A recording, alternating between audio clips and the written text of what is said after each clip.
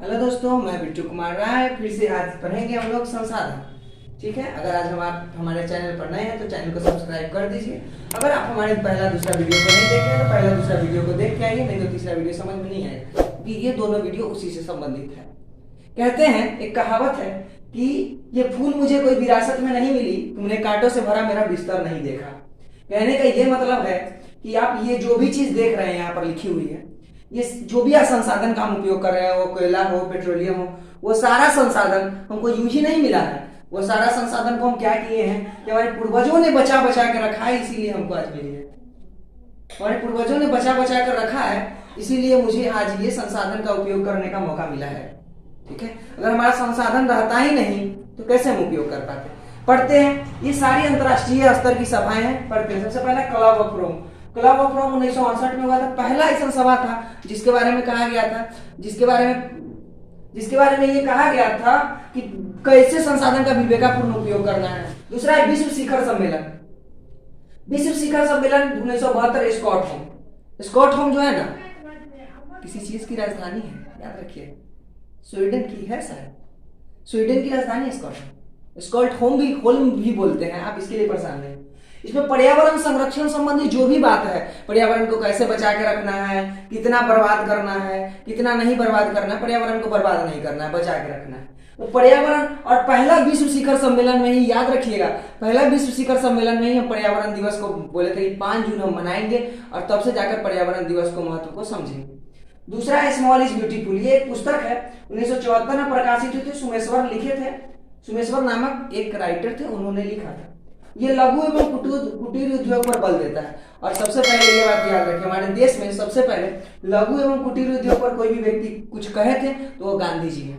गांधी जी ने कहा था कि लघु उद्योग कुटीर उद्योग ही सबसे उद्योग है। छोटा, जब तक आप बूंद बूंद करके तालाब भरता है, उसी तरीके से लघु उद्योग कुटीर उद्योग ही देश को महान बना सकता है। ये गांधी जी ऐसा मानते थे।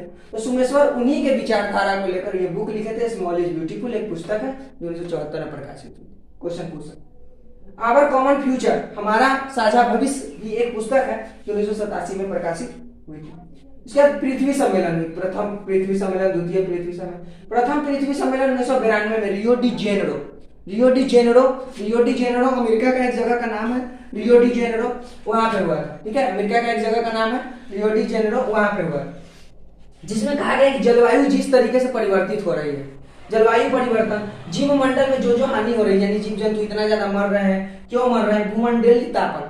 अब इसका हिंदी नहीं जानते तो इंग्लिश में जानिए, ग्लोबल वार्मिंग समझ रहे हैं ना, मतलब भूमंडलीय तापन, यानी भूमंडल का ताप अचानक गर्मी के दिन में ज्यादा गर्मी पड़ती है, ठंडा के दिन में ज्यादा ठंडा पड़ रहा है, नॉर्मल ठंडा क्यों नहीं पड़ता। ये सब मुद्दे पर बात किया गया किस में, प्रथम पृथ्वी सम्मेलन। ठीक है, उसके बाद है लगभग इसमें कितने देशों ने भाग लिया था, 170। द्वितीय पृथ्वी सम्मेलन में न्यूयॉर्क में किया गया, और इसको +5 सम्मेलन भी बोलते हैं। +5 सम्मेलन बोलने के पीछे रीजन होता है कि इसमें वो सारी बातों को 5 साल के लिए और एक्टिवेट कर दिया गया, आगे बढ़ा दिया गया, जो प्रथम पृथ्वी सम्मेलन में कहा गया। 5 साल और आगे बढ़ा दिया गया। ऐसा नहीं बोले +5 वो मुद्दा और जोड़ दिया गया। जो 5 साल के लिए चला है उसी को आगे बढ़ाने के लिए द्वितीय पृथ्वी सम्मेलन 1997 में कर दिया गया। द्वितीय पृथ्वी सम्मेलन 1997 में न्यूयॉर्क में शुरू किया गया था। +5 सम्मेलन, +5 कहने का मतलब क्या है कि मान लेते हैं कि कोई व्यक्ति अच्छा काम कर रहा है, किसी भी तरीके का अच्छा काम हो सकता है। उसको नहीं कहते हैं कि 2 साल के लिए लारो कर रहे बउआ, 2 साल लारो बच्चल है, इतना करेगा तो आगे बढ़ जाओगे। तो इसी को बोलते हैं कि प्रथम पृथ्वी सम्मेलन में इतना अच्छा काम हुआ वातावरण, पर्यावरण और संसाधन पर, कहा गया कि 5 साल और इसको एक्टिवेट कर दो, 5 साल और इसको एक्टिवेट कर दो। तो इसी को लिए बोलते हैं +5 सम्मेलन, यानी 5 साल और इसको आगे बढ़ा दो। 3 पृथ्वी सम्मेलन, तृतीय पृथ्वी सम्मेलन 2002 में हुआ था। कहाँ हुआ था? जोहानिसबर्ग में। 100 मिटा गया है जोहानिसबर्ग कहाँ है? दक्षिण अफ्रीका। जो बच्चा क्रिकेट देखते होंगे, लड़का हो या लड़की, जो क्रिकेट देखते होंगे उनको पता होगा जोहानिसबर्ग दक्षिण अफ्रीका में। और इसमें पर्यावरण संबंधी 150 धाराएं। धारा क्या होता है कि हमारे संविधान में कुछ धाराएं हैं, कुछ अनुच्छेद हैं, है ना, पता? कुछ धाराएं हैं, कुछ अनुच्छेद भी हैं, और बहुत सारे चीजें हैं, अनुच्छेद है, अनुसूचियां हैं, 3 चीजें, अनुच्छेद, धारा और अनुसूचियां। ठीक है, तो 150 धाराओं में पर्यावरण संबंधी बात किया गया कि किस तरीके से इसको बचा के रखा जाए। 8वां है कोपेनहेगन जलवायु परिवर्तन सम्मेलन। ये कोपेनहेगन कोई चीज नाम से ही पता चलता है, जैसे कोपेनहेगन एक जगह का नाम है जो कहाँ पड़ता है, डेनमार्क में। कहाँ पड़ता है, डेनमार्क में। इसमें 2009 में जलवायु परिवर्तन संबंधी कुछ बात हुई, जिसमें कहा गया कि जो भी देश विकसित देश में आता है, विकसित देश कहने का मतलब क्या है कि जो हर तरह से विकास कर चुका है, जैसे अमेरिका हो गया, चाइना हो गया, जापान हो गया, रूस हो गया, तो ये सब देश, तो वो जो ग्रीन हाउस गैस होता है, ग्रीन हाउस गैस पता है ना आप लोगों को, नाइट्रोजन, कार्बन डाइऑक्साइड, ये सब जो खतरनाक गैस है, उसको कम से कम कर दे 2020 तक, नहीं तो आने वाले समय के लिए भयंकर परेशानी का सामना करना पड़ सकता है। तो इस तरह की बातें कही गई इस 8 में। अगर किसी भी तरीके का क्वेश्चन में परेशानी हो तो आप हमारे कमेंट सेक्शन में आके और क्वेश्चन पूछ सकते हैं। उसके बाद ये सारी चीजें खत्म होने के बाद एक टॉपिक है संसाधन नियोजन।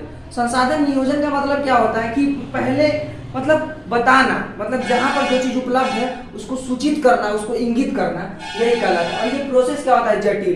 कहने का मतलब है कि किसी चीज को ढूंढना है, कोई चीज रखा हुआ है कहीं पर, तो ये प्रोसेस तुरंत खोज लेंगे, नहीं ना खोज सकते हैं। कभी कोई चीज मेरा हेरा गया, मान लेते हैं कि हम 10 रुपया रखे थे एसएसटी के किताब में, एसएसटी के किताब एसएसटी में पढ़ा लेते थे, एसएसटी का बात ज्यादा याद है, एसएसटी के किताब में रख लिए हैं। तो कहने का ये मतलब है कि हमको याद नहीं है कि एसएसटी के किताब में रखे हैं, फलनामा पेज में रखे हैं, तो क्या करेगा, खोजना पड़ेगा कि कौन सा पेज में रखे हैं, तो सारा पेज बाय पेज उल्टेंगे तब। तो उसी तरीके से नियोजन होता है कि पहले खोजना पड़ता है कि किस जगह पर क्या पाया जाता है, और ये बहुत ही जटिल प्रोसेस होता है, सरल प्रक्रिया नहीं है, जटिल प्रक्रिया होती है। तो सबसे पहले इसमें कुछ प्रमुख बातें होती हैं कि अलग अलग क्षेत्रों में संसाधन की पहचान करना कि कौन सा संसाधन कहाँ पाया जाता है। जैसे आप देखेंगे खनिज पूर्वोत्तर पश्चिमोत्तर राज्य में ज्यादा पाया जाता है, लेकिन उत्तर में बहुत कम पाया जाता है, नहीं, ये चीज आप जानते होंगे। तो संसाधन के लिए उचित तकनीक अपनाना कि प्रत्येक संसाधन के लिए क्या उचित तकनीक है, मतलब कि मान लेते हैं कि अगर कल पेट्रोलियम खत्म हो जाए तो किस चीज पर आप चलेंगे। अगर मान लेते हैं कि कल कोई चीज ऐसा संसाधन जो कल ना रहे, लकड़ी ना रहे, तो आप किसका उपयोग करें, नहीं, लकड़ी का। अगर मान लेते हैं अगर लकड़ी का पलंग नहीं बना पा रहे तो आप स्टील का बना लेते हैं, सही बात है। अगर स्टील नहीं होता तो आप लोहा की बनवा लेते। तो ये सारी संसाधन पता होना चाहिए कि इसके लिए उचित तकनीक क्या है, टेक्नोलॉजी क्या है, नया टेक्नोलॉजी को क्या करते हैं। मजदूरों को प्रशिक्षित होना, अगर एक प्रशिक्षित व्यक्ति बहुत ही अच्छे तरीके से काम करता है, तो सबसे पहले अगर संसाधन को बचाना है या संसाधन को इंगित करके रखना है, बचा के संरक्षित करके, तो मजदूर को प्रशिक्षित होना बहुत जरूरी है। अगर मजदूर प्रशिक्षित नहीं, मान लेते हैं ना कि आपका घर बनाना है, 1 बोरा सीमेंट चाहिए, दे दिया 2 बोरा धंसा के, नहीं, ले पोत के सब बराबर कर देगा, ले पोत के बराबर कर देगा, कुछ हो ही नहीं सकता है। तो इस तरह से क्या होता है, मजदूरों को प्रशिक्षित होना भी जरूरी होता है। योजना बनाकर संसाधन का उपयोग कर, मतलब मान लेते हैं कि योजना बनाएंगे, पहले इस संसाधन का उपयोग है, कितना जरूरत है, किस तरीके से, और संसाधन का गुणात्मक स्तर क्या है, कि मतलब अगर एल्युमिनियम का प्रयोग कर रहे हैं तो ये कितना गुणदायक है, कितना फायदेमंद करेगा।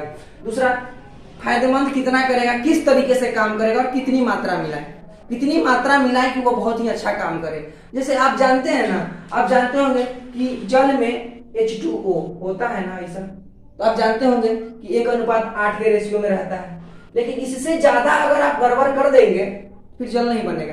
तो एक निश्चित मात्रा में मिलाकर, अनुपात में, मात्रा में और गुणात्मक स्तर की जांच करके ही हम क्या कर सकते हैं कि संसाधन का प्रयोग कर सकते हैं। संरक्षण, संसाधन संरक्षण क्या होता है, संरक्षण का मतलब क्या होता है, बचाना।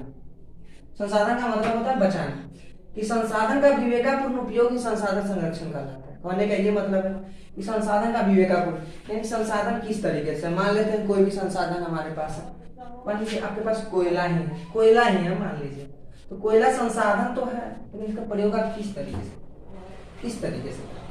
सबसे पहला ये खास बात है कि देखेंगे तो कोयला एक बार खत्म हो जाएगा, एक बार प्रयोग करेंगे, नवीकरणीय संसाधन। आप पीछे वाला वीडियो देखें, कोयला एक और नवीकरणीय संसाधन। तो कहने का ये मतलब है कि कभी कभार क्या होता है कि कोयला में आग लगाने में जितनी परेशानी होती है उतनी बुझाने में भी परेशानी होती है।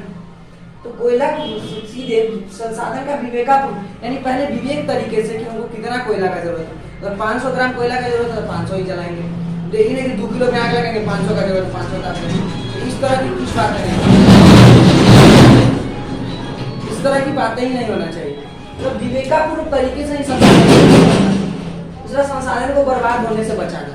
संसाधन को बर्बाद होने से, मान लेते हैं कहीं पर हम देखेंगे पेड़ पौधा में आग लग गया, चाहे पेड़ पौधा सूख रहा है अपने आप, तो और पानी डाल देना, यानी बर्बाद होने से किसी भी तरीके के संसाधन। मान लेते हैं मानव भी एक संसाधन है कि मानव को प्यास लग गया है, पानी की जरूरत है, तो आप पानी पीजिए। कहने का यही मतलब है कि उसको बर्बाद होने से बचाना। अगर किसी को 10 रुपया की जरूरत है, किसी एग्जाम्पल को समझिए कि अगर किसी व्यक्ति को 10 रुपए की जरूरत है, 10 रुपए की जरूरत है और उसका बेटा भूख से तड़प तड़प के मर रहा है, अगर वो बर्बाद हो जाएगा, मरेगा मत, किसी व्यक्ति का मर जाना ये तो उसका बर्बाद हो जाना है नहीं। अगर किसी मम्मी का बेटा मर गया हो तो आप समझ सकते हो मम्मी बर्बाद हो जाती है। बर्बाद होने का मतलब होता है खत्म हो जाना। तो वही होता है कि किसी मनुष्य को अगर 10 रुपए की जरूरत है, आप दे देते हैं, तो इसको बोलते हैं संसाधन संरक्षण। और कोशिश ये करें कि जो भी मानव है सबकी मदद अगर मौका मिले तो आप जरूर से जरूर करें, चाहे आपकी मदद कोई करे या ना करे, कोशिश यही करें। ठीक है।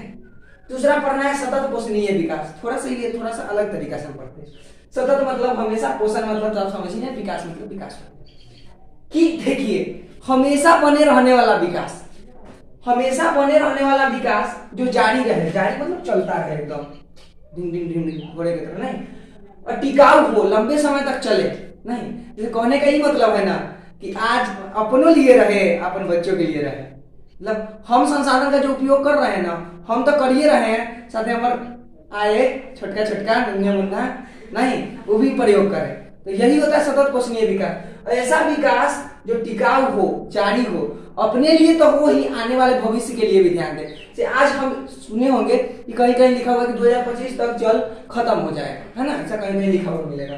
तो कहने का मतलब है कि आवश्यकता की पूर्ति इतना ही किसी से ले जितनी आपकी आवश्यकता की पूर्ति हो जाती है।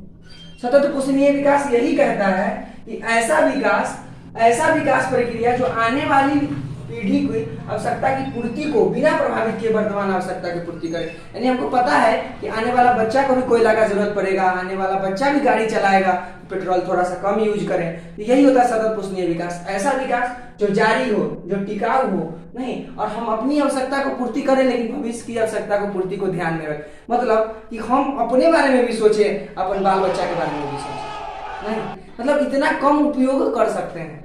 यही था सबसे लास्ट टॉपिक, खत्म हो गया सबसे लास्ट टॉपिक। अगर आपको कोई भी चैप्टर से परेशानी है तो आप कमेंट सेक्शन में जरूर बताएं। धन्यवाद। फिर मिलते हैं एक नया चैप्टर, और नया चैप्टर हम लोग शुरू करेंगे, उसका नाम तो मैं बता ही देता हूँ, भूमि और मृदा संसाधन। भूमि और मृदा संसाधन एक चैप्टर है, इसमें हम बताएंगे भूमि एवं मृदा संसाधन। मृदा के परत होते हैं, लेटराइट मिट्टी पढ़ेंगे, काली मिट्टी पढ़ेंगे, मृदा संसाधन। अभी संसाधन ही चलेगा, टेंशन लेने की जरूरत नहीं है। कल से हम लोग फिर एक नया चैप्टर शुरू करेंगे, भूमि एवं मृदा संसाधन। ठीक है, तब तक जाइए, पढ़ते रहिए। All the very best.